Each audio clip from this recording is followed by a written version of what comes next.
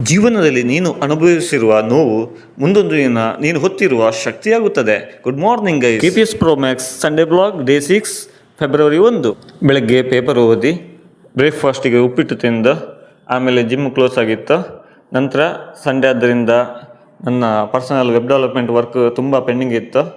ಈ digital content start ಮಾಡಿದ ನಂತರ ಅದನ್ನೆಲ್ಲ ಸ್ವಲ್ಪ ಮಾಡಿದೆ.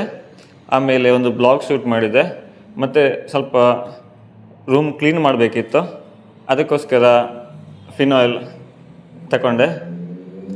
ಫಿನಾಯ್ಲಿಗೆ ಒಂದಕ್ಕೆ 95 ರೂಪಾಯಿ, ಎರಡಕ್ಕೆ 120 ರೂಪಾಯಿ, ಹಾಗೆ ಎರಡು ತಗೊಂಡೆ. ಮತ್ತು ನೀರೆಲ್ಲ ಹಾಕಿ ರೂಮನ್ನೆಲ್ಲ ಫುಲ್ಲು ಕ್ಲೀನ್ ಮಾಡಿದೆ. ಇವಾಗ ದಿನದ 24 ಗಂಟೆ ಕೆಲಸ ಮಾಡಲಿಕ್ಕೆ ಸಾಕಾಗ್ತಿಲ್ಲ. ಸಂಜೆ ಸ್ವಲ್ಪ ಪರ್ಚೇಸಿಂಗ್ ಇತ್ತು, ಅದಕ್ಕೋಸ್ಕರ ಕಾರ್ ಸ್ಟ್ರೀಟಿಗೆ ಹೋದೆ. KPS Pro Max ನಮ್ಮ ಚಾನಲಿಗೆ ಒಳ್ಳೆ ಅಭಿಪ್ರಾಯ ವ್ಯಕ್ತ ಆಗ್ತಾ ಇದೆ.